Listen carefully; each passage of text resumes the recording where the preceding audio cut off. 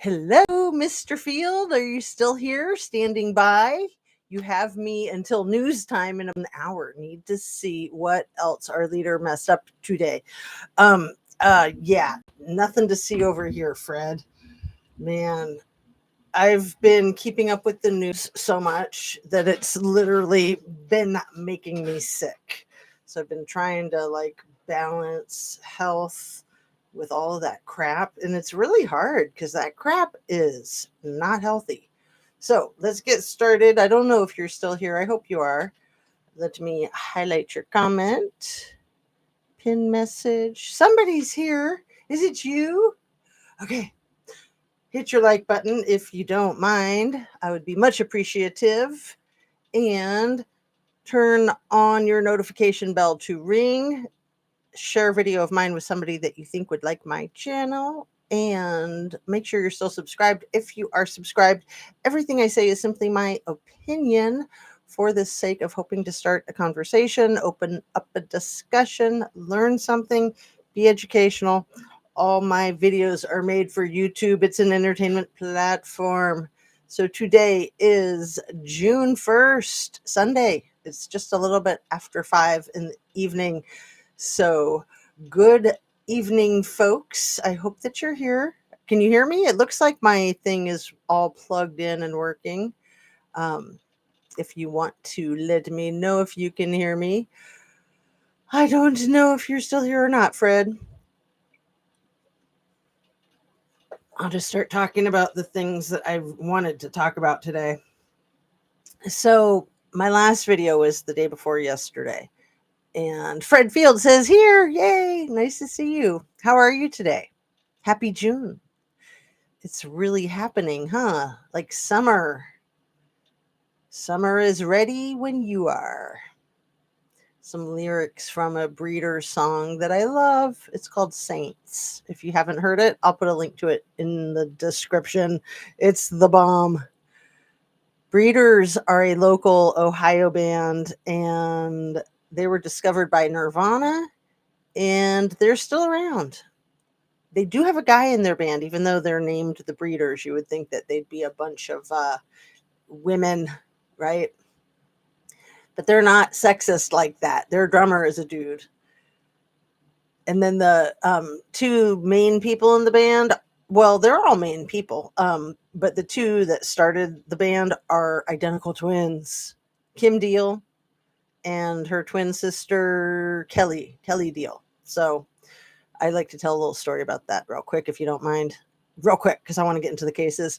But Kim Deal was with the Pixies, and she was like the lead guitarist for the Pixies, and she wrote the song called Cannonball, and the Pixies didn't want to play it. The lead singer was like, nah, we won't do that one. And she's like, okay, that's cool. Gotta go start my own band because I'm doing it.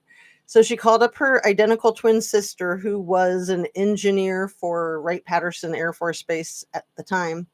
And she was like, hey, Kelly, it's Kim. Quit your job and come start a band with me. And Kelly was like, okay. And that's how the Breeders started.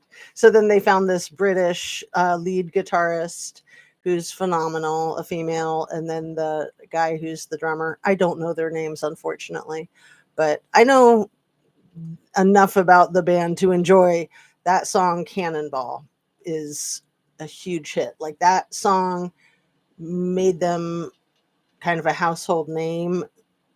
That combined with Nirvana, with Kurt Cobain discovering them, and then they opened up for Nirvana in like 93 or something like that. So anyway, like I said, they're still around, still dealing with my diagnosis of early Parkinson's. Oh, I'm so sorry. I thought you were saying Deal as in like Kim Deal and Kelly Deal. So, wow. I don't know if I knew about that, Fred. If I did, I Alzheimer'd it right out. So, if you want to share what your symptoms are, if you're struggling with anything, because aren't you like in your late 70s? And you're in great health, though, if you're working like a warehouse job and all that stuff. but that is hard on your body. So, you know what they say, use it or lose it. It's good to keep on moving, keep on trucking. I know Parkinson's is what Michael J. Fox has, right? 78. It's a very good year. A very good year indeed. So, and when's your birthday? Because we all know Donnie is turning 79 on June 14th. We're going to have a big party for him downtown Washington, D.C. Wait, no, it's not a big party for him. It's a big party for the military, you know, 250 years old and all. It just happens to fall on his birthday.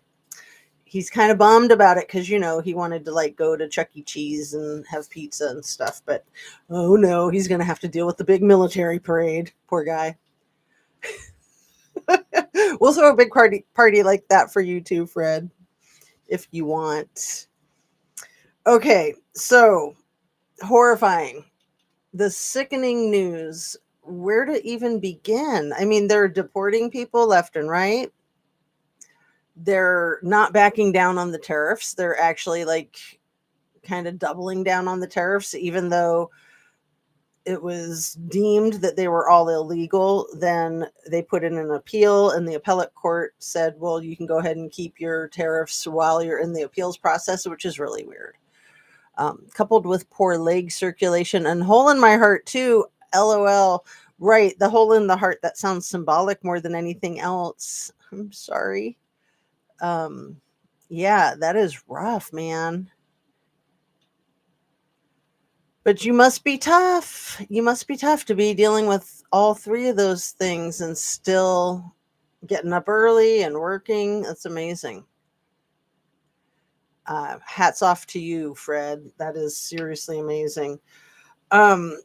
So, you know, we got all the drama with Elon and his rug use and the meltdown and the cucking of Stephen Miller's wife. And oh man, Stephen Miller is just the most vile person. And I want to apologize again to my viewers who had to listen to me calling him Stephen Smith for, I don't know, 5 minutes before I finally caught myself. Luckily, I started to Google away just to like double check something. And maybe it was because you guys weren't knowing who I was talking about. And I was like, wait, I think that's his name.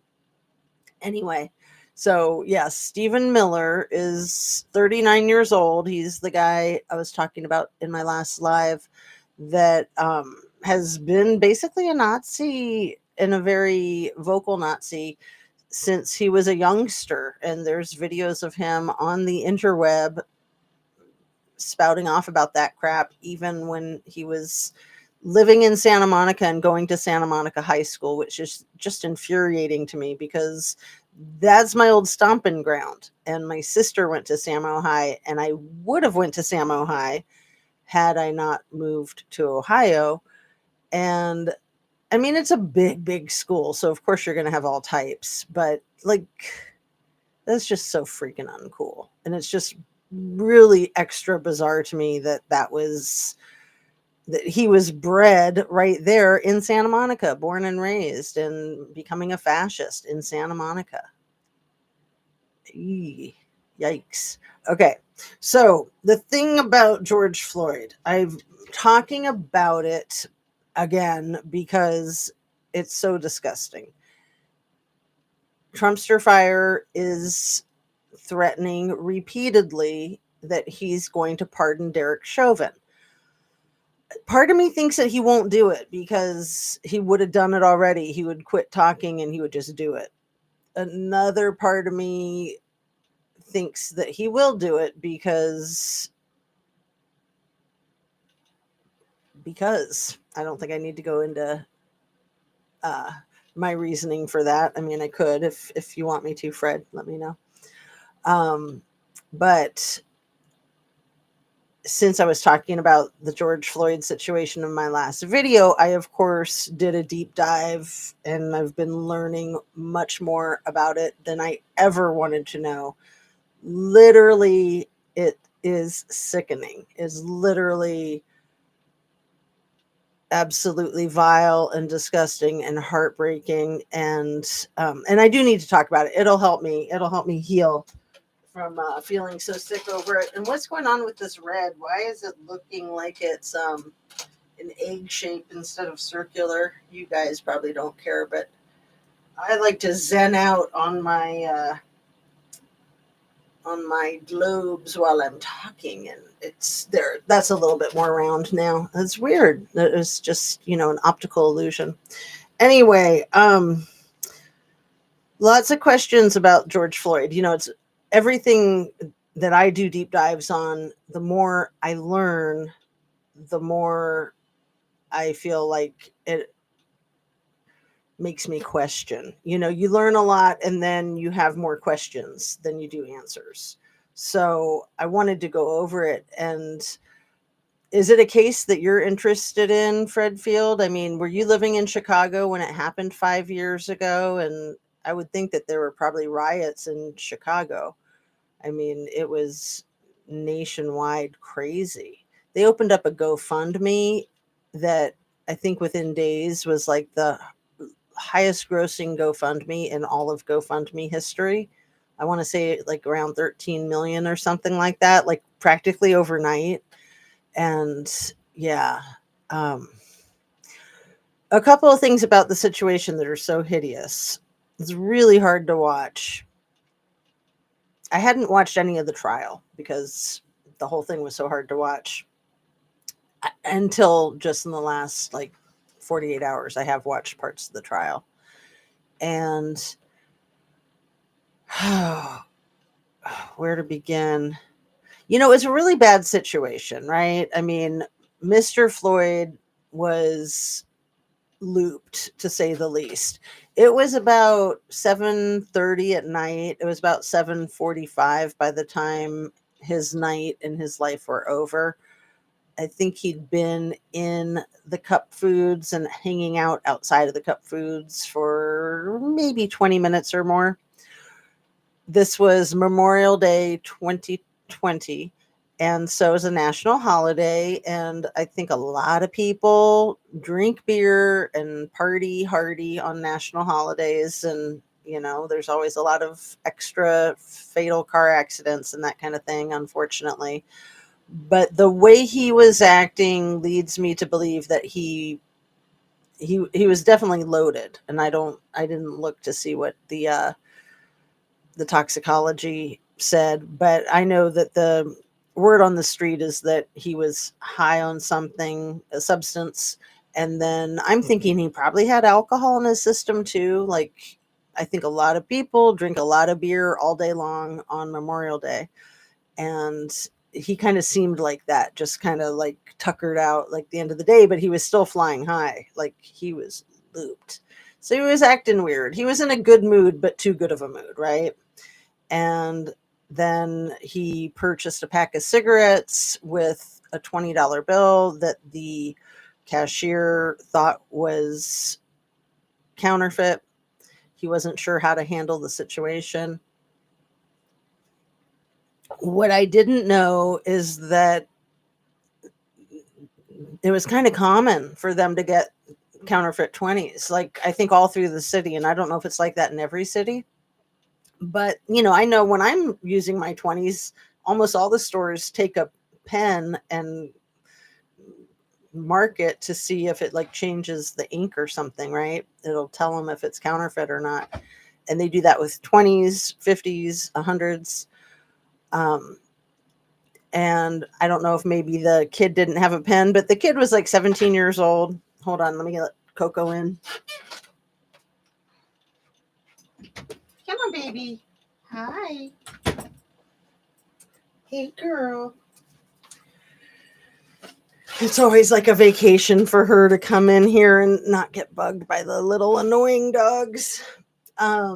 So the kid, the owner of Cup Foods, the store, trained all of his employees that in the event that they take counterfeit money, that it's on them and they'll have the $20 or whatever it is docked out of their paycheck if they don't catch the person. But they're also instructed to not call 911. They're instructed it's not an emergency. You make sure that you don't take fake 20s. And if you screw up and you do, it's on you. But what they normally are trained to do is just to give it back to the person and say, we're not accepting this. Do you have another way of paying, or do you want to not make your purchase, basically?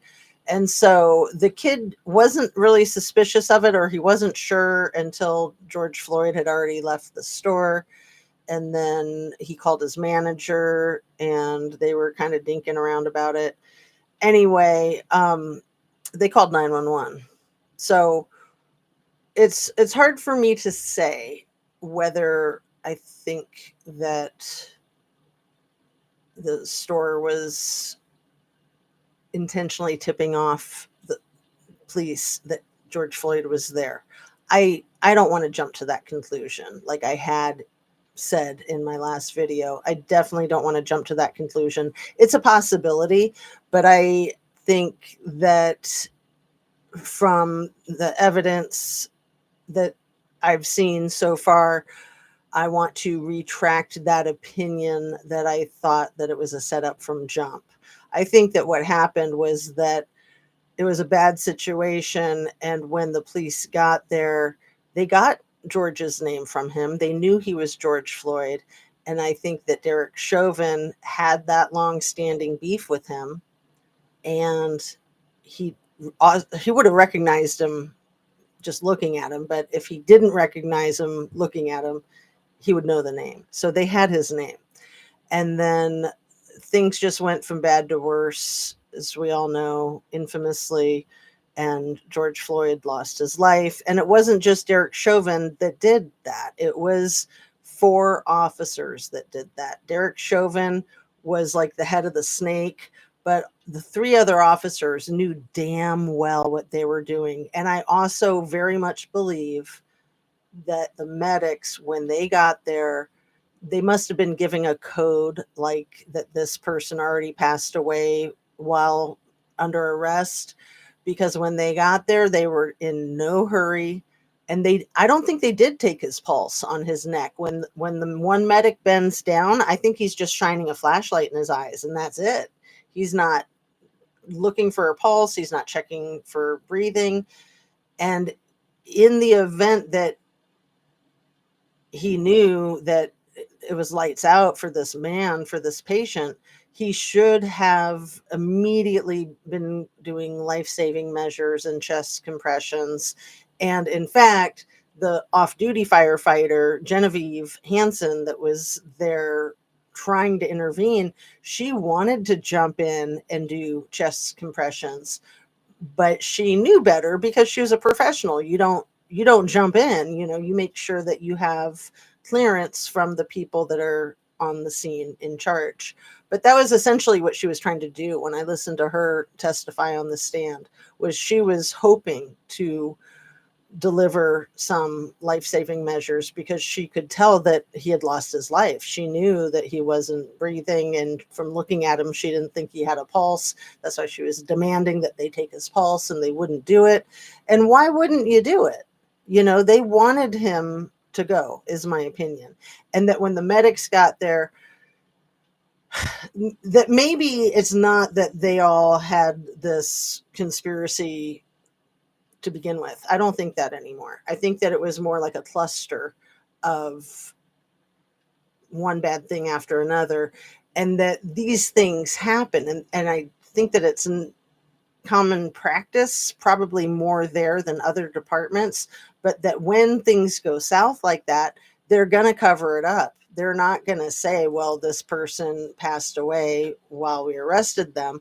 They'll come up with another story. Like even right there on the scene of the crime, George had 2 friends, a male and a female, that were in the car with him getting a ride, and they were watching the entire thing from across the street, and they were being good, staying away, and there was a police officer interacting with them and getting their names and everything. They were looped too, but they they were just waiting for their friend. And then they were like, dang, he's resisting arrest. He's going to get himself in more trouble.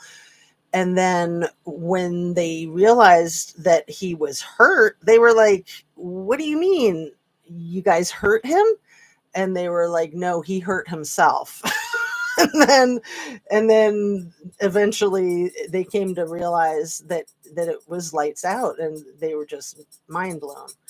But I think in the Black community, that it's common knowledge that those things happen and that those things get covered up, and they're not going to find statistics on how often that happens. They're not going to find statistics on whether Chauvin has done that exact same thing before, because they're going to file it under miscellaneous. They're going to call it other things. Like they'll say, the person had an embolism or a heart attack or an aneurysm or whatever it is.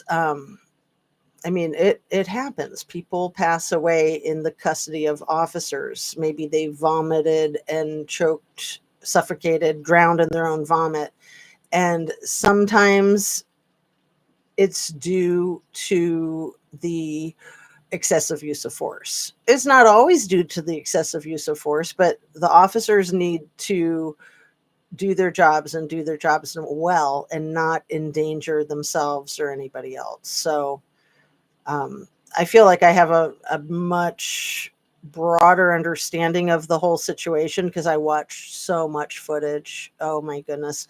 I put one of the links in the description already that I found profoundly enlightening and not so disgusting.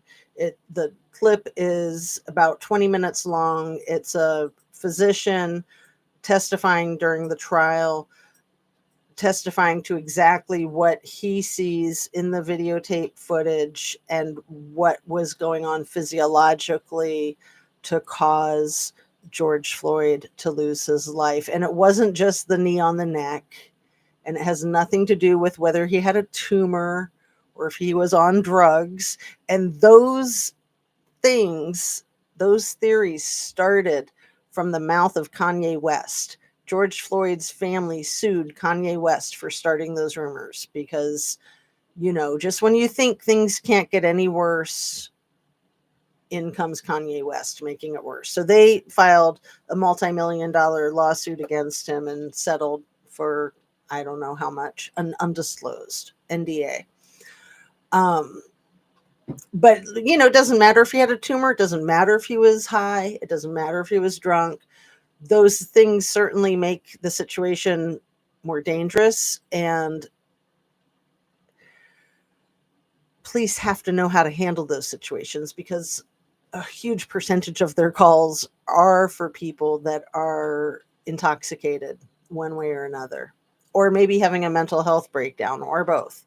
Anyway, they need to know how to do their job, and if they're not equipped to do their job, then they shouldn't be doing it. Fred says the three other officers did not want to question Derek's authority due him being their superior. Right. But they were really helping. I think what you said is 100% spot on, Fred. But I also think that they knew what was going down. They knew it wasn't just an arrest because it was so deliberate. It was so deliberate. So the things that took the life out of George Floyd was partially the knee on the neck, but that wasn't the whole thing. All of the pressure of the officer's weight on his body on pavement was like his entire body was in a vice grip. And when you breathe, the doctor did a really great job describing how when you breathe, it's not just your lungs, it's not just your diaphragm, it's this whole system. He kind of had this metaphor like a water pump, like you pull the top of it and it does this work down low and it makes the water come out, like this whole breathing process. Your chest is expanding in the front and the back. So when you're constricted, like say a boa constrictor wraps around you, it suffocates you. You can't breathe because you can't expand and contract, and that's what you need to do in order to breathe. So the vice grip of having all of their knees, and especially Chauvin's knee that was on his back and his arm, but they also had the way they had his left arm twisted behind him. They didn't have him like flat on the pavement. They had him like on his side on the pavement. So it was even worse. Like his body was even more contorted. And then he was in cuffs, so they really didn't need to do anything, and they knew that. They had him. If he was under arrest, if that was their goal, they were done, and they had him, and they could have loaded him into the car and drove off. But they didn't, because they wanted the ambulance to come and dispose of the evidence, basically, in my opinion, and that's something that I'm going to venture to say happens, and that they have a code for that this person died while we were arresting them and we need to cover it up. That I'm putting that out there. Whatever that code is, I don't know. But when the medics got there and they weren't working fast, and they weren't working to attend to him medically. All they did was take their time, load him up, and ship him off. And the medics and the officers should have all been making sure that he had a pulse and that he could breathe before they loaded him up. And then if he didn't and they couldn't revive him, then they still would take him to the hospital and pronounce him deceased, probably once they got to the hospital. But anyway, I'm just saying it's a damn good thing there were witnesses that day, and it's a damn good thing that was all on videotape, because if it wasn't all on videotape and there were just witnesses, I don't think that would do that much. And it's something that's intolerable. It's absolutely intolerable. I want to say that the Trumpster fire commended Governor Walz when this happened in 2020. Tim Walz was the governor of Minnesota, and the way he handled the situation and the crisis was recognized by then President Trump as commendable. So that's interesting. I even listened to some of the things that the Trumpster fire said back then, where he was being very complimentary of Governor Walz. And then, of course, once the campaign came around this last summer, 2024, and then once Kamala determined him to be her VP, of course, Trumpster fire did a 180 on that, but he didn't really talk about that much. He was probably advised against it, because that's just opening that whole can of worms. And if he pardons Chauvin, it's going to open that whole can of worms, that he might really want to open that can of worms. That's a great distraction to have some riots. I think the whole country would potentially riot, and that he could then declare martial law, which I think has been his goal all along, creating all the chaos that he can. So that's why I think that he will indeed pardon Derek Chauvin, but I hope that he doesn't, because I don't want martial law, I don't want riots, and I don't want Derek Chauvin pardoned. He doesn't deserve it. I think he deserves a heavier sentence. I think it wasn't accident. I think it was premeditated. Because it was COVID, and so businesses had closed down, Chauvin and Floyd saw each other every Tuesday night, and pretty much every Tuesday night they had conflicts, personality conflicts, and their coworkers have attested to that, and then reneged their comments about it and said, no, I'm confused. I don't know who I'm talking about. Anyway, so they were used to seeing each other weekly. And then with COVID, they probably hadn't seen each other for like 3 months, because this was May 25th. The stay-at-home orders restaurants quit serving, I think, in March. So you had all of April. You had a couple of months. You had part of March, all of April, and then pretty much all of May. And so they'd had a beef for like a year-ish. They won't say how long Floyd worked at El Nuevo Ranchero restaurant and bar club. They will say that he worked there, but only when being pushed. And remember that that information was not allowed into the trial, that they knew each other from work. That was simply not allowed in, which is ridiculous. To me, the fix is in once you don't allow in extremely relevant information like that. Like, why wouldn't you? What's the problem? And the problem is that if it's determined premeditated, then Chauvin's punishment would be a lot worse. The charges would be different. You know, it was like manslaughter. Maybe I can't remember the exact charges, but if it was premeditated, that's a whole different charge, right? Anyway, what else do I want to say about it? The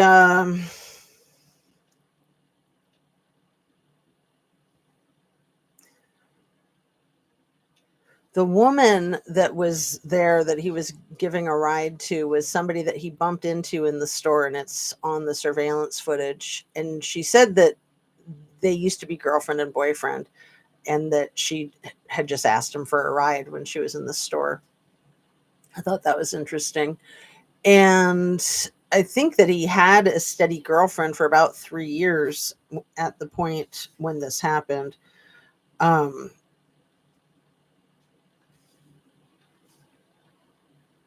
But yeah, the whole scene was horrific. I think everybody there was traumatized to this day and probably for the rest of their lives, watching this man get his ass kicked.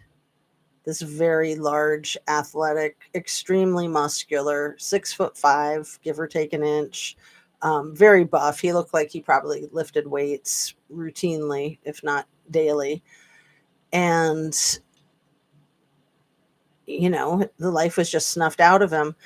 Oh, what I didn't say about what the doctor described when they were compressing on his entire chest and lung capacity so that he couldn't expand and contract to have his breathing apparatuses operate at all.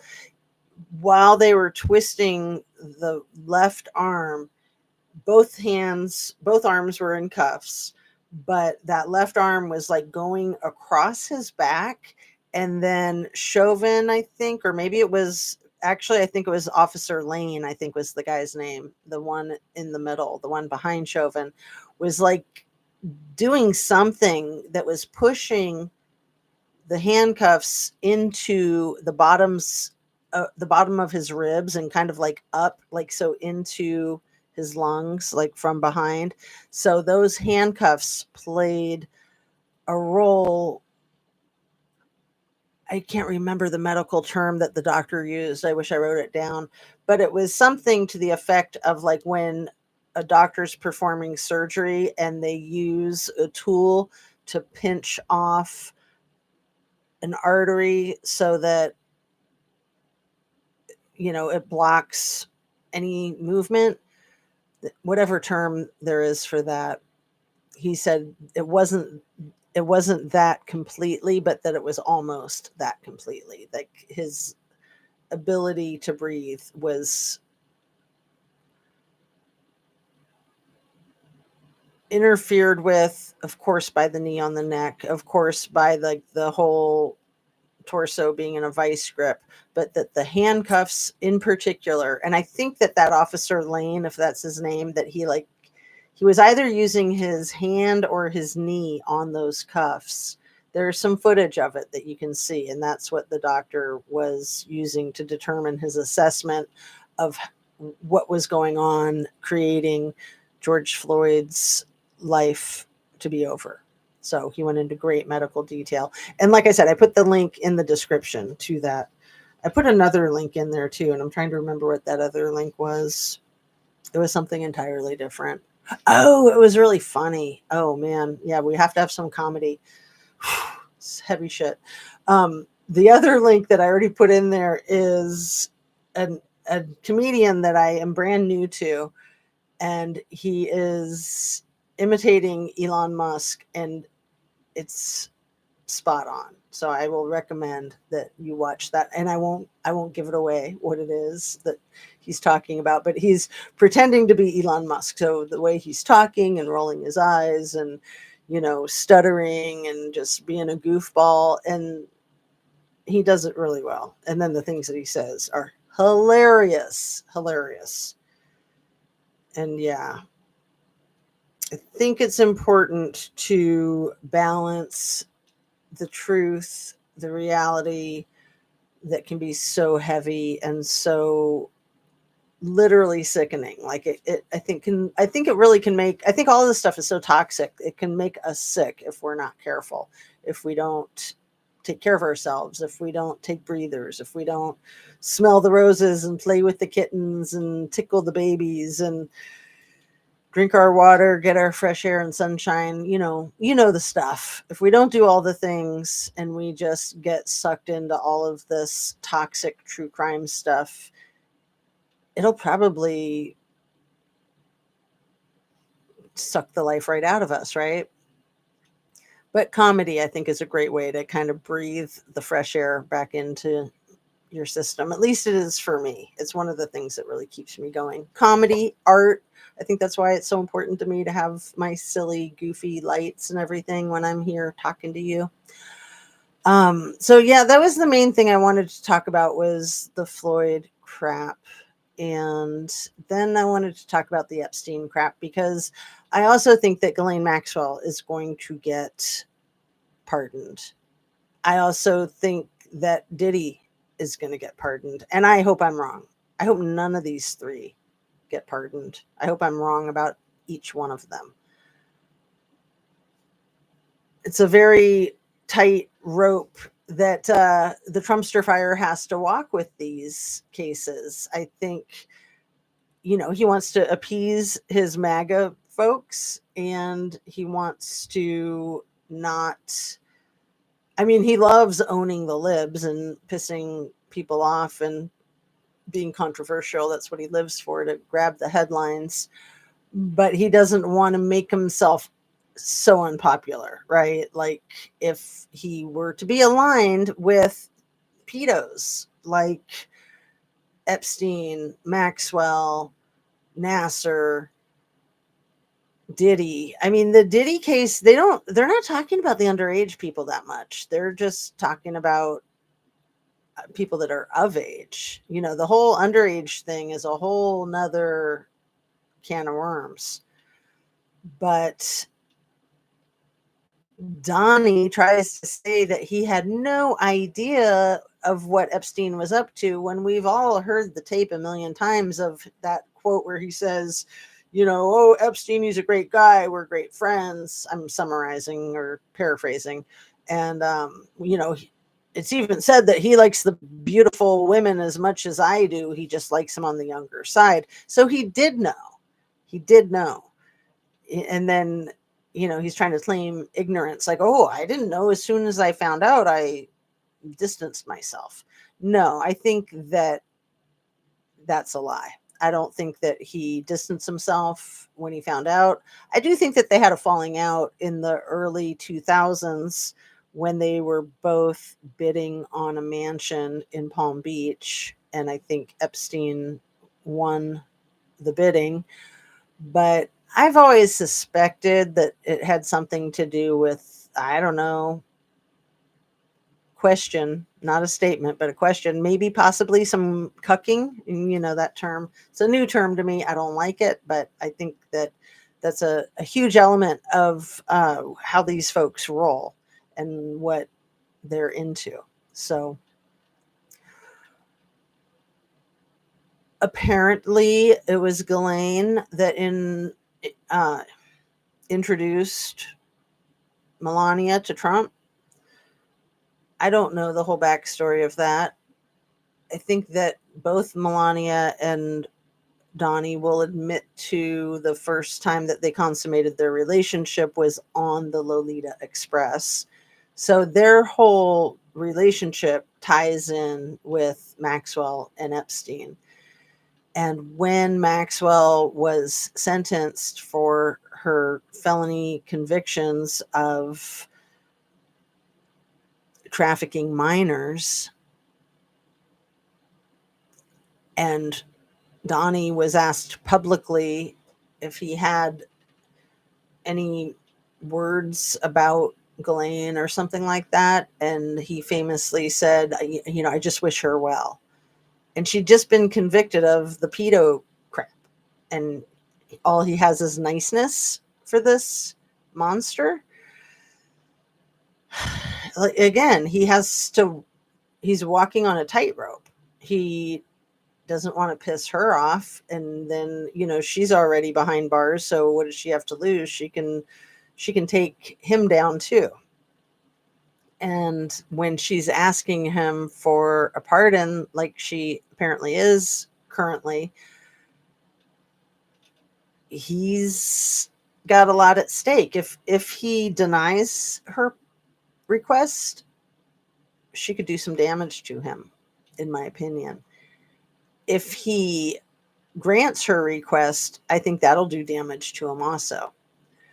What he said on Friday in the Oval Office about P. Diddy was insane. Did you see that, Fred, if you're still here? That was insane.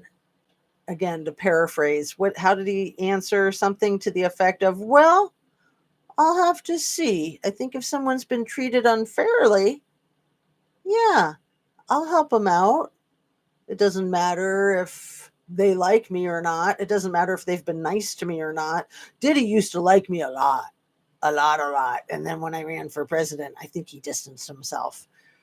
It's like, yeah, you used to like Diddy a lot too, apparently. I mean, a picture says 1,000 words, and there's several hundred photographs of the two of them hanging out and partying with each other and their ladies, and Weinstein, Epstein. Who else was there? Other people, hashtag other people, right? I mean, some of those photos have Kanye West and royalty. Yeah, I know Trumpster Fire and Andy, as they call him, Prince Andy. There's so much there. And again, going back to Virginia Giuffre passing away 2 weeks before the Diddy trial started. Timing is the best evidence to figure out the riddle, to figure out the case, to figure out the mystery.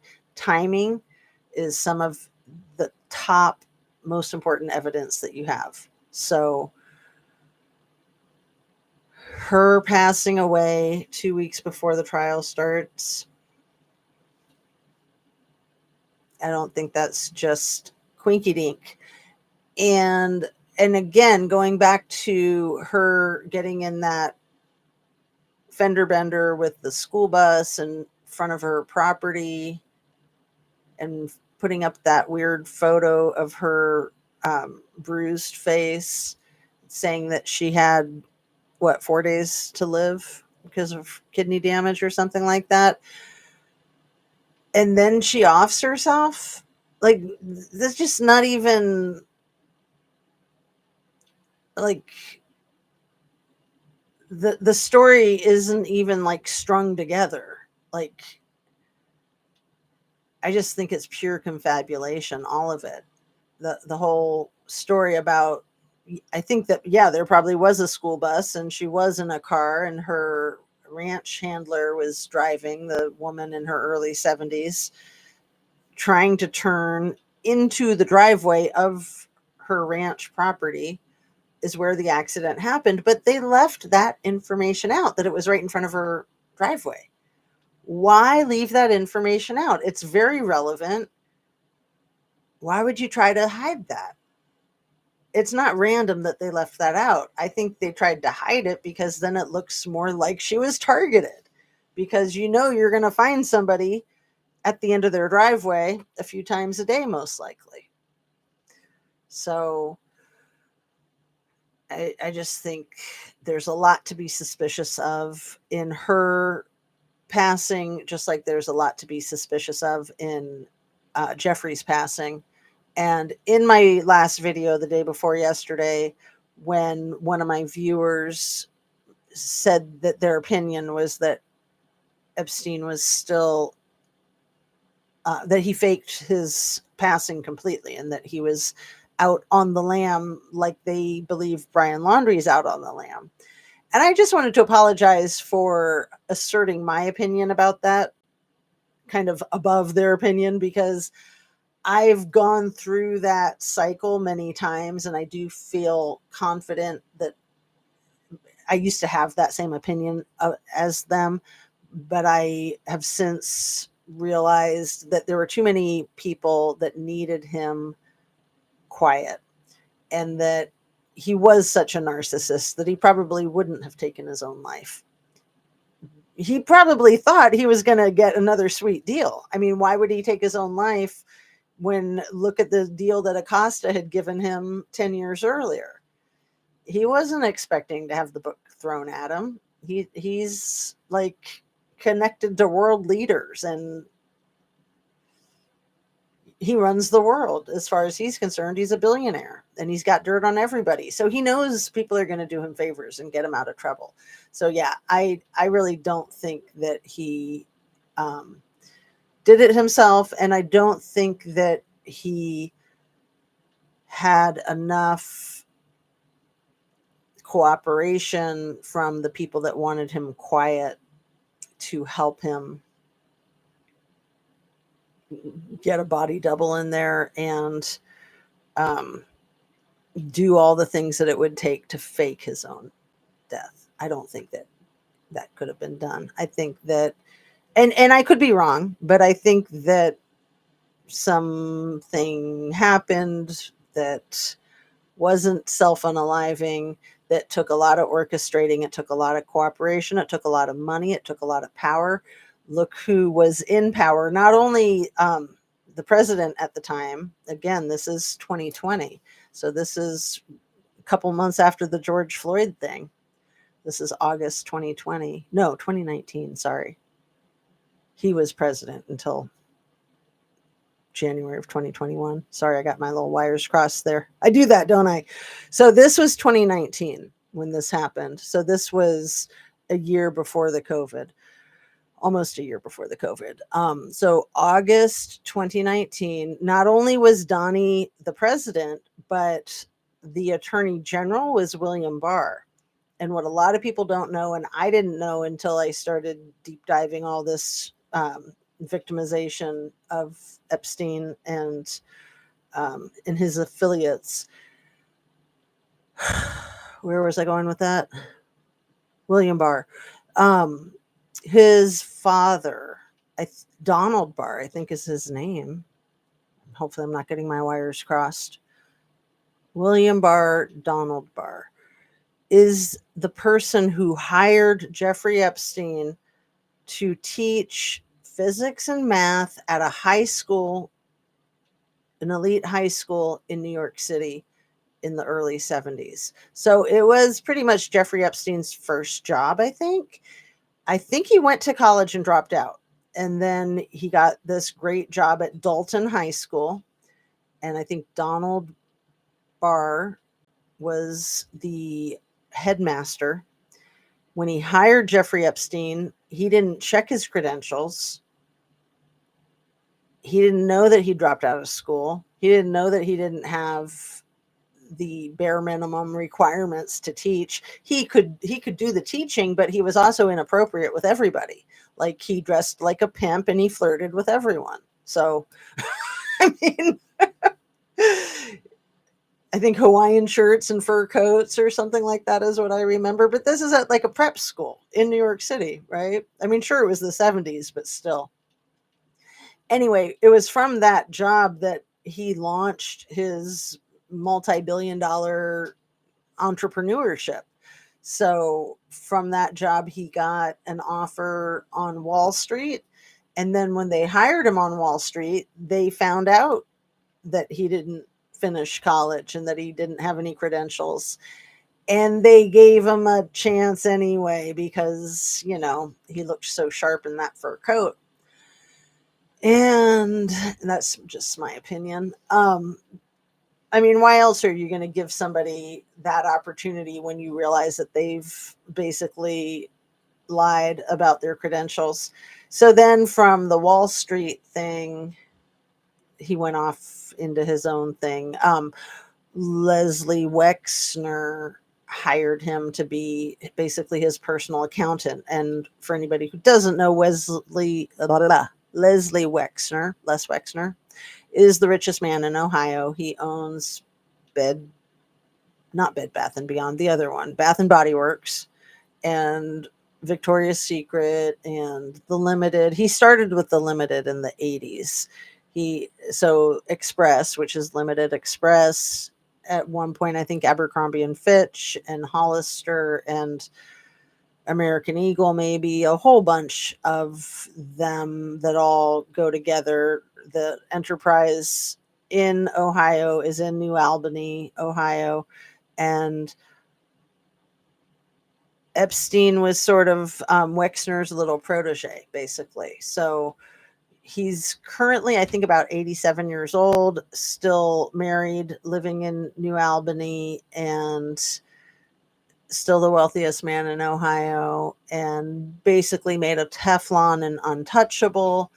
And he has been named by some of the victims as one of the people that they were trafficked to. So, of course, he denies it, and he's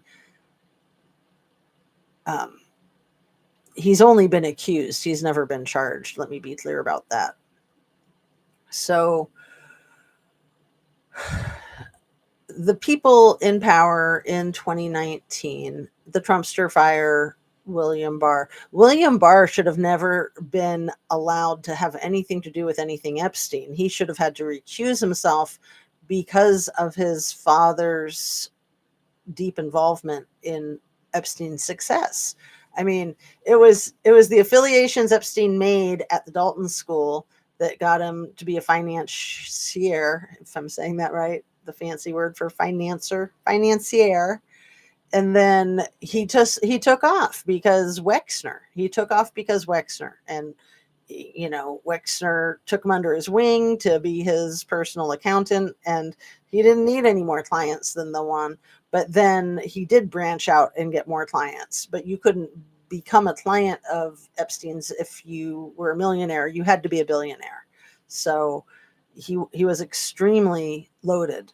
Oh, am I roboting often? That's surprising, isn't it? Since I'm saying these names that I'm saying, am I even still on? Thank you for that. How come it says 5:58 p.m., 6 o'clock? Let's see. So that was 2 minutes ago that you said that. And okay, good. You only said that 2 minutes ago. Let me highlight it though. Replace pin message. So yeah, we've been on for almost an hour. Doesn't surprise me at all that I'm roboting because I'm dropping some names, which, this is why when you're on YouTube, you try to say things like I would call that old man guy in Ohio, the mentor. I would call him Les, just simply Les. And then I don't think it's going to trigger the AI. Because I think a lot of things that we say or images in our thumbnail or, for other channels, the ones that show videotapes and photographs, that there's AI that is programmed to alert to certain cases. And then they send in their bots, they send in their trolls, and they make it glitch, or they just drop the connection, and then you're your video's over. So is it still working? It looks like it's still working. But thank you for the information, Fred. I'll quit dropping the bombs, quit dropping the names. So it's sort of been my focus while there's just like a million fires everywhere, it seems like right now, with all of these crazy cases that are going on, like the Karen Reed trial, the Idaho 4, the newer cases that have been coming up. And I just keep prioritizing Epstein's victims, or should I just say Jeffrey's victims, so that it's not triggering the AI. And because I think it's very relevant with what's going on right now with Sean's trial, Mr. Combs, that's currently underway, and what they tried to declare a mistrial a few days ago. Back to the what shall we call the Trumpster fire? We'll just call him that. Back to the Trumpster fire's comments on Friday when he said, well, I'd have to review the case. It's like, do you not know enough now to know that this man is a monster? Certainly you do. But he didn't want to say anything, in my opinion, that would upset Diddy. But furthermore, even worse, is he could have really, and maybe he was doing this on purpose, with his 5D chess smartness. He was really throwing a bomb into the trial. I think he was interfering with the court case, because him saying that he might consider, basically, or not that he might consider, but that he would consider pardoning, puts anybody that's testified in great danger for what they've already been in great danger for testifying. And then the people that haven't testified yet, are they going to follow through? Are they going to be too concerned about the possibility of the man being free? I mean, even if he's locked up, unfortunately, he can still do things to tamper with people's safety and people's lives. So, but the Trumpster fire signaling that he had an open mind, that he hadn't determined yet if his friend Mr. Combs was done dirty. Excuse me? The man is a complete monster. But to me, that just says that they're cut of the same cloth. I could not even post for a while. Oh, wow. You couldn't make your comments here, Fred? Yeah, that's because I was saying names. I'll quit saying the names. I'll just allude to. Thank you for being here and towing the line. I really appreciate it. It's fabulous to see you on a Sunday evening. So yeah, what else do we want to say about all this before I get cut off? I would rather wind it down than get abruptly fini. Yeah, what I was saying a few minutes ago is how I'm anticipating these pardons to come down the pike. And so I'm trying to, I guess, stay ahead of them. I mean, really to brace myself, because I will be devastated if any of the three that I've mentioned get pardoned. I'd be absolutely devastated. And I want to brace myself, because I do think that there's a very high likelihood of each of them, if not all of them. And, I think that the bigger message is just to let people know that certain people's lives don't matter. Certain people's nationality or color of their skin or their gender, their lives don't matter to this administration. That's the bottom line. That's the message. That's who our current leader is trying to appease the people that will be happy with the signaling that those lives don't matter. It's heinous. It's horrible. That freaking senator the other day, was it Friday, the one who said, we're all going to die when people at this town hall were expressing their concern about, I'm not going to call it the big, beautiful thing that Trumpster Fire has been calling it. I think we can come up with something better. I didn't write it down, so I should have, or, I know that if I don't write things down, I'll forget. But the big nightmare bill, really, the one that they're trying to call beautiful. Why would you come up with a name like that? Again, it's like double speak, double think. Okay, it's 1,000 pages. Why would you write a bill that's 1,000 pages? Why wouldn't you do what people normally do and cut it down into smaller chunks? Because you're trying to ram crap through. So I think the main thing they want to ram through, it's right there hiding in the middle, the part about courts not having any teeth, that when there's a contempt of court, that there's nothing that can be done, that the court has no power in contempt of court.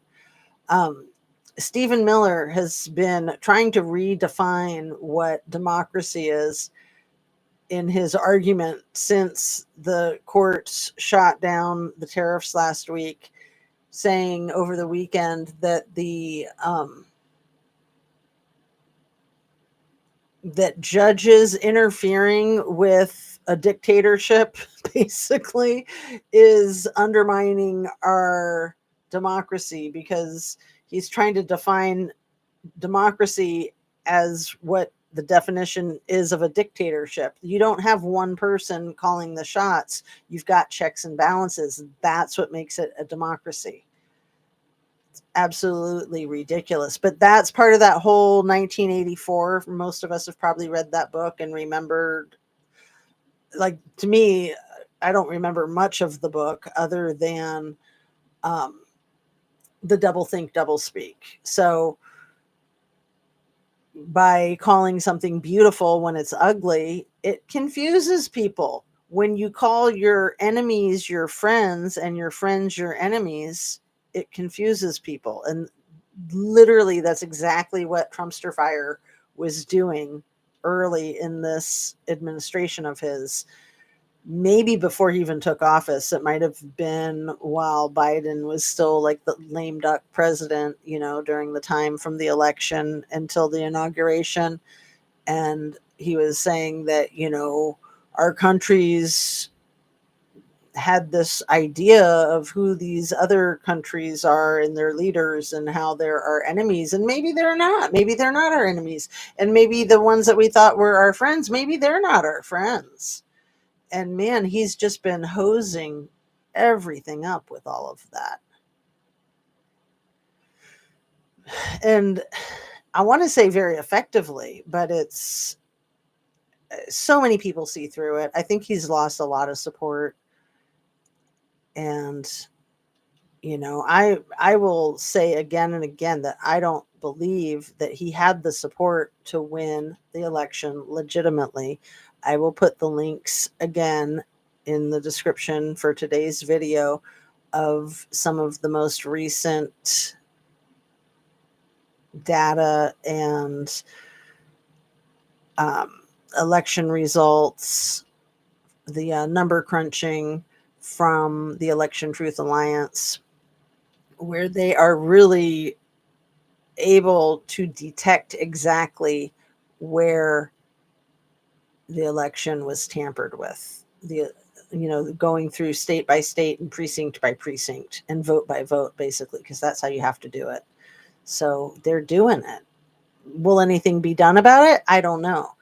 But I think the election was stolen, and then they try to say that, I mean, who the F talks about how they won the election endlessly after they win the election? And then he starts getting all upset and saying he's going to sue people about the election. Like, the man is so confused. I wanted to say, like, he brings cantankerous old man to a whole new level. I mean, cantankerous old man, Fred, you'd be a good guidepost on calling the shots with that, right? I mean, again, you guys are similar ages. Tony says, no way G suddenly won the popular vote after losing it twice. No way he. Yeah, and just the whole thing with the 7 swing states, like, very suspicious. But the patterns that the Election Truth Alliance is able to show in these most recent shorter videos is, it's just clearly not how elections are. So basically, as the votes were coming in at the beginning of the day, they were coming in organically, and then I think it's like around noon that it went all cattywampus, and that's just not the way those things go. It's like the way the votes go, like let's say that 60% of the votes are for one party and 40% are for the other party. You're going to have that 60-40 split relatively consistently all throughout the day. So, yeah, you need to wait until the end, until all the votes are totaled, until you've been able to do a sometimes a hand count if it's very close. But if it's not very close, they don't do a hand count. So the way the first 2% of the votes comes in is really likely the way 100% of the votes are going to come in. So in the swing states specifically, the way the votes came in the beginning, like maybe the first 20%, is extraordinarily different, completely reverse of what then happened at about noon and through the rest of the day on election day. And so the graphs that they have, and there's a whole science to polling that is like way beyond my level of expertise, but they do a really good job of breaking it down and showing visually and citing scientists that have been studying elections and polling for decades. Yeah, thank you. I thought that's what you meant, because when it said G, I'm thinking, yee? Are you talking about Kanye West? Yeah, no way he won all the swing states. Right. And I mean, he kind of gave himself away with that, really. But I think that he gets greedy and he doesn't know when to stop. Chat is on top chat. Oh, my chat's on live chat. You're good, Tony. Thanks for being here. So what was I going to say about that before we wrap up? About the thing that the muskrat said about how it doesn't matter who anyone votes for. What matters is how the votes are counted. Do you remember that quote? I mean, it was surreal. It doesn't matter who anyone votes for. What matters is how the votes are counted. I'm pretty sure that was Muskrat's quote. And then Donnie had a good one. I mean, he was saying it at some of his campaign, at his rallies that had such poor turnout, and he would be rambling on and he'd say, I don't need your vote anyway. Do you remember? He said that to the audiences a few times, more than once. But then since he's been in office, he's said very explicitly how I'm sure most people remember when he was talking about his dear friend, the Tesla guy, and he said how wonderful it was that he knew those computers, the ones that count the ballots, that he knew those computers so well. And he was talking specifically about Pennsylvania. Pennsylvania is a real key state. Pennsylvania is where they had like 200 bomb threats that day. So I don't think there's ever been bomb threats on election days. And there were over 200 on this election day. And I think that they all were via email, and that they were all via email addresses that originated in what was formerly the USSR. And that most of the bomb threats were to Pennsylvania. So, and then the whole thing with what happened on July 14th, the day after the 2-year anniversary of Ivana losing her life. Trumpster fire almost lost his, according to him. But yet, nah, I don't think so. I don't think so. If that was a semi-automatic, like they say it was, it's just not the way the artillery from a semi-automatic behaves.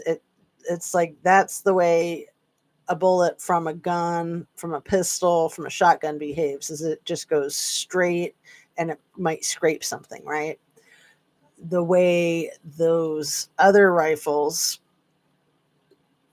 their ammo explodes, and it explodes things, and it rips things, and it shreds things. It doesn't scrape things. So I don't buy that whole thing. I mean, I never did. I kept my mouth shut for a long time. I wanted to give the benefit of the doubt. I would hate to accuse somebody of faking something like that in the event that they were a real victim. I don't think he's a real victim. I think he's a real perp, and the perps love to play the victims. It's just nuts.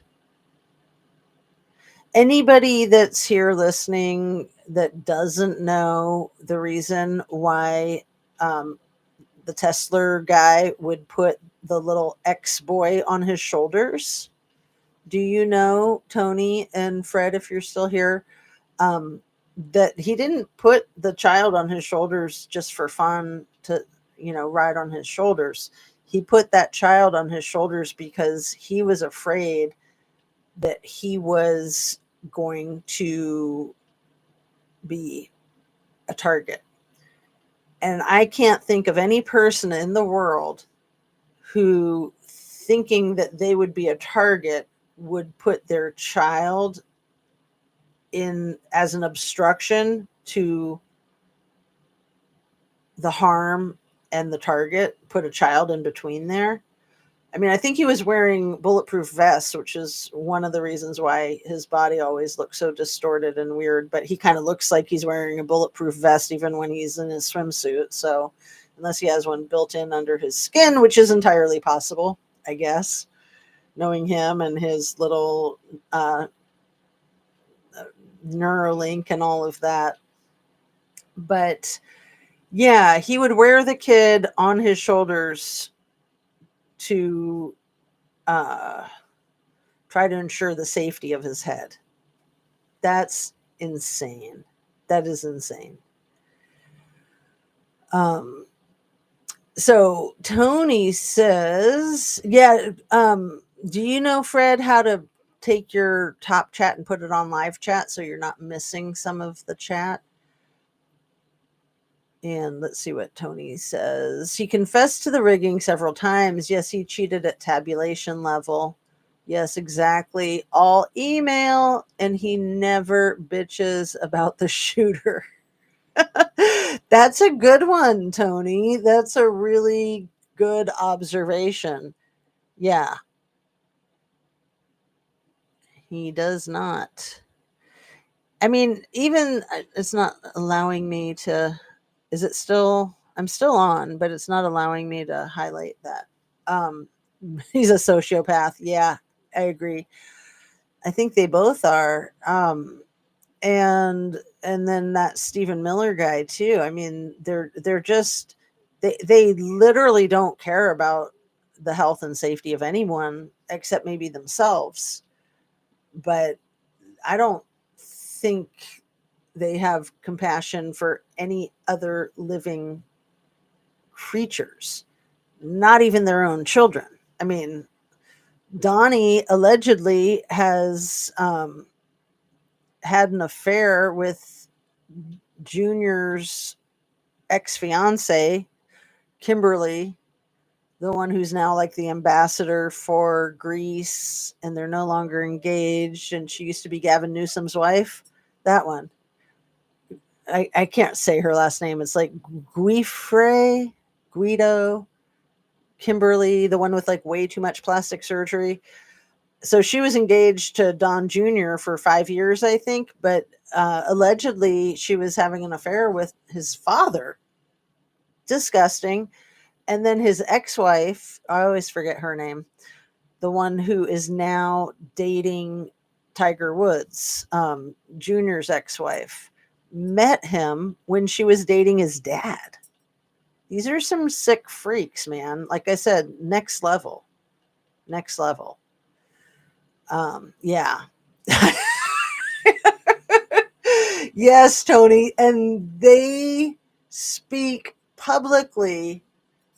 Don Sr. speaks publicly about how he introduced his son to the woman that he married, who's the mother of Kai, the 17-year-old granddaughter. I forget her name. Let me grab my phone. I haven't grabbed my phone once this whole video. It must not really be me sitting here doing this because, I'm always on my phone when I'm talking to you guys because I'm always trying to double check and make sure I got everything correct. I have my notes, but then I like to go to the Google, even though, as you know, I don't trust Google completely. Oh, I was going to play this for you. Maybe I'll read you some of that. But what was I going to look up? Why don't I look up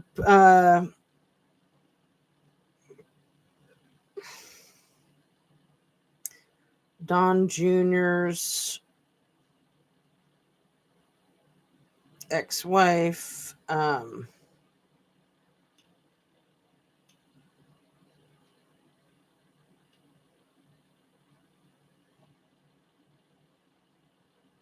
Vanessa. That's the name. I don't know why it always escapes me. So she's been dating Tiger Woods. They were married for 13 years from 05 to 18. And the way she met him was when she was dating his daddy. Isn't that so cute? So disgusting. And then the ex-fiance, the one that was just up until like this last year, Kimberly Guilfoyle, Guilfoyle.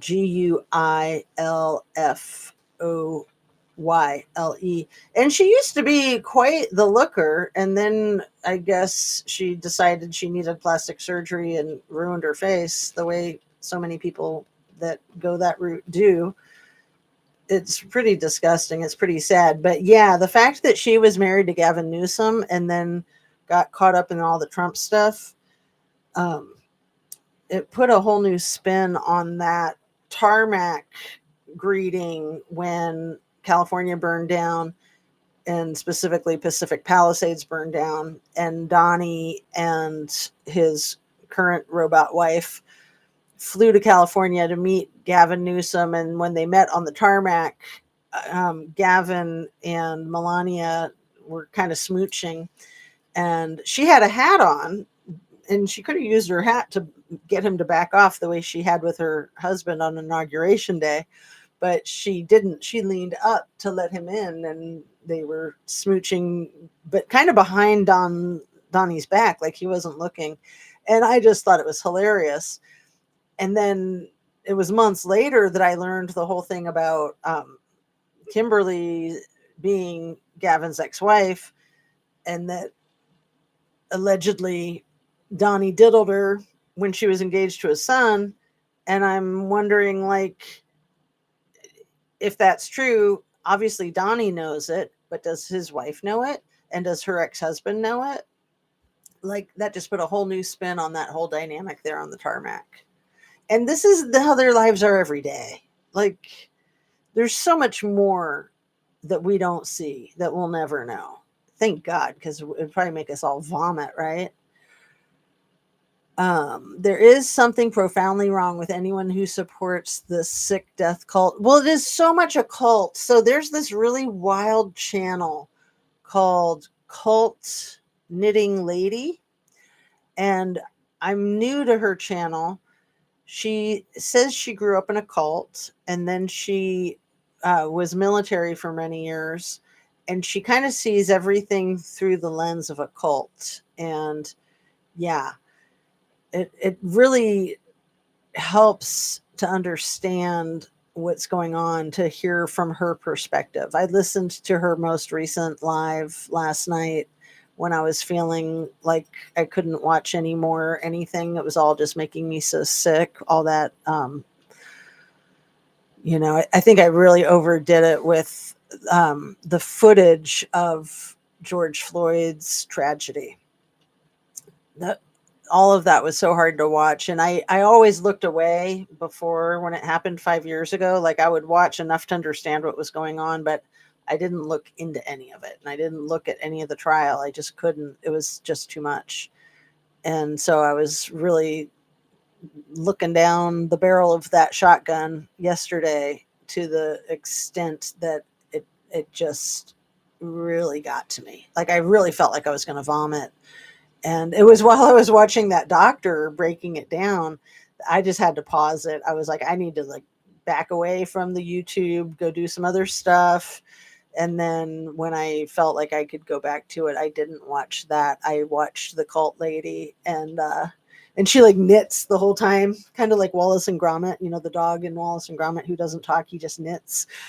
she's really smart too. Like, she's writing books, and she's good at the knitting, and she's good at the talking, and she's good at breaking it down. So yeah, that's exactly what she says. Basically, it's a death cult. And actually, she says, excuse me, sex cult. That's what she says it is. That's what all of this is. And that makes a lot of sense, because her opinion is that every cult is an sex cult, that's always what it boils down to. And I could see where she's coming from with that opinion. So yeah, let's go ahead and wrap it up. It's so nice to be here with you guys. I wanted so badly to come on live yesterday. I almost made it, but there were just too many distractions. It always helps me to kind of, like, equalize and balance out with the material that I'm digesting. It's like my therapy to talk about it on screen with the live chat. So thank you. Thank you muchly. And I don't recognize your name, Tony Donaviles. Thank you for coming in. Are you new, or is it just new for you to be in the chat? If you want to share. And Fred says, only seeing Tony. Yeah, it's just the two of you. I don't see anybody else. So, and me, I'm here too. So yeah, let's all try to have a really good night, take care of ourselves. Try to watch the 2 videos that I put the links to in the description if you're interested. Oh, well, nice to meet you, Tony. Lovely. Thanks for coming in. Quite a pleasure. So yeah, do you want to say what state you're in? I'm in Ohio. And Fred, I think, is fine with me saying he's in Chicago, because he shares that all the time. But when I ask my viewers, when I ask my chat any questions, you are more than welcome to not answer, or to say, I don't feel like answering. Because, yeah, we all need to be careful with that type of information. We don't want to put things out there. It brings up the thing with like the muskrat taking everybody's private information with the whole Doge thing. Oh, and you're in New York. That's a big state with a lot of people. So yeah, that's it's good to keep it in non-specific. But yeah, I'm always curious because I just love all the subcultures of our country, and like New York City versus upstate New York. I mean, it's all so freaking different. New York City is wild. That's like, I've never gotten bit by the New York City bug. Like, that's just way beyond my ability to rally. Like most places I can get a knack for, I've never been able to get the knack for the city. Except like with Chicago, I can. I love Chicago. I love Cleveland and Columbus and Cincinnati, Los Angeles, Seattle, Portland. I can do cities, but New York is just a whole new level. New York City. But upstate New York, I love. It's gorgeous. Absolutely gorgeous. So, and I respect people that do the New York City thing because, I mean, I'm kind of in awe. Like, how are you just not completely overwhelmed 24/7, 365 with so much activity going on? But I know that the people who love New York City say, like, they just love that energy. There's nothing like it. There's no place I'd rather be. And I can wrap my mind around that. Yeah, you're in upstate. Good. You're in the gorgeous part. Yeah, totally different. Well, thanks again. Lovely to see you, and hopefully you enjoyed the show. I do all this funny light stuff because my background is in art therapy, and currently I got my yoga certification about a year ago, almost a year ago. My yoga teacher certification. So this is the chakra tower, the chakras with the whole yoga thing. But it's just glass globes with lights behind them, candles, and I just have a lot of fun with it. And then all the fun pictures and little statuettes and lights. There's my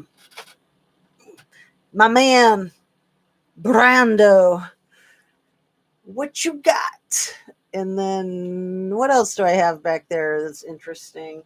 Here, you can't really see this. It's over here in the corner, and it's so cute. And I'm a total dork, so I love my little like grandma stuff.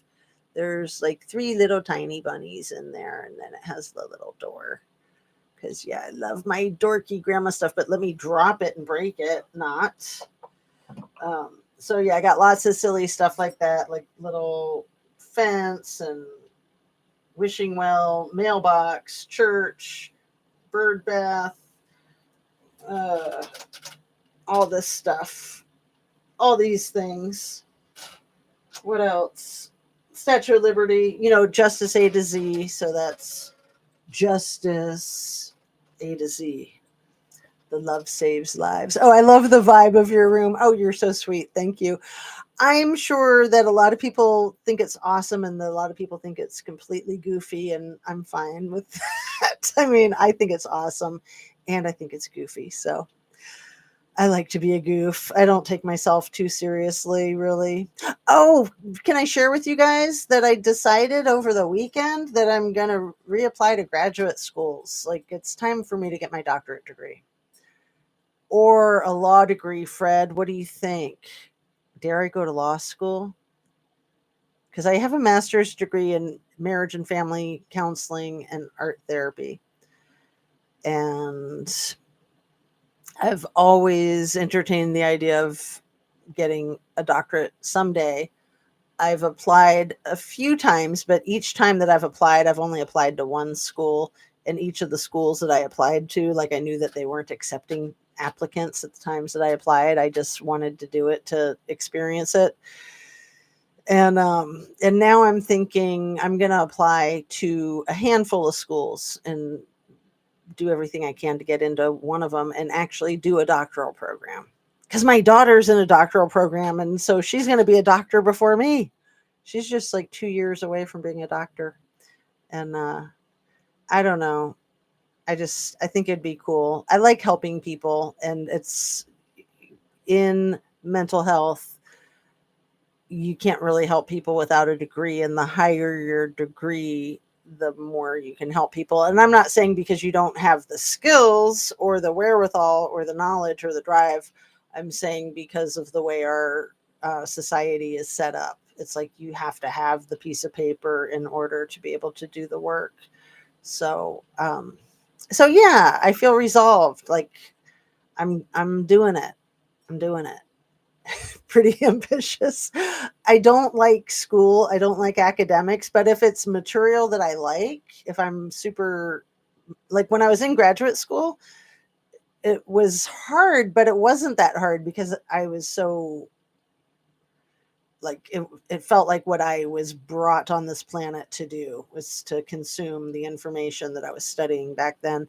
So as long as I feel that way again, and even with law school, I could see feeling that way. I mean, reading law stuff is extremely dry and boring, and it blows my mind for me to even consider law school, but I think that I'm going to consider it as part of the picture. Like I said, I'm going to apply to a handful of things and see what happens. So it's time.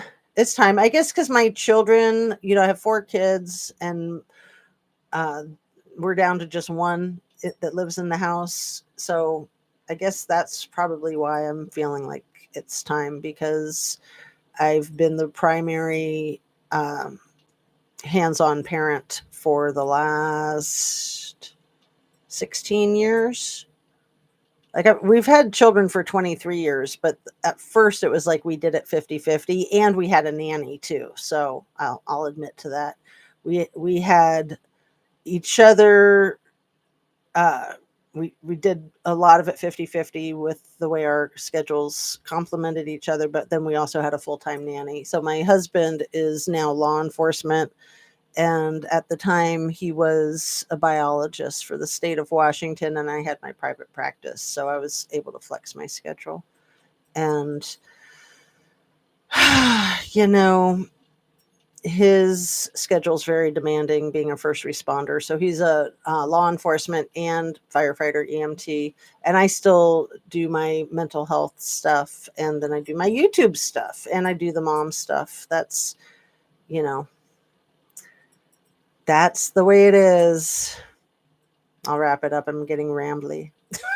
So it's Sunday, so I'm like more casual than normal too. And later in the day, I usually try to come on earlier because my brain is all like better glued together earlier in the day. As the day wears on, I kind of unwind a little bit. And yeah, so I quit with BA in psych, minor business, and really never used either. Yeah, I mean, I'm not like heavy into academia because I think a lot of it is BS. But like I said, with the master's degree that I got, that opened a lot of doors for me, and uh, I've always felt like that was one of the smartest things I've ever done in my life. Marrying my husband, not letting him out of my sight, because we met when we were pretty young, like in our early 20s, and then having the kids. I mean, my goodness, those were the best decisions I ever made. So but I'm definitely not having more kids, but I do have my first grandbaby coming to visit in a couple weeks. So that's exciting. And yeah. All right, Coco, come here, baby. And I've been fighting cancer, not me personally, but my dog had cancer. And that's been like the last year that I've been the cancer warrior. We've gotten rid of it for the third time that we've gotten rid of it. But then we got the results that it hadn't come back. So it kind of feels like we beat it 3 times now. So we'll see if that continues. Coco, come here, baby. Come here. Oh, she's being shy. Come here, girl. You want to come on? Come here. Come here. Come on. Come here. Come on. Come on up. Come on up. Come on up. I know she's big, so like she knows she can't fit on my lap. Come on up, baby. Can you see her? Come here. Can you come up here? Give me your legs. Come here. Oh. Come here. Can you see? I just want to show off how pretty you are. There, you can kind of see her brown snout. She's so cute. She looks a little bit like a German Shepherd. There she is. There she is.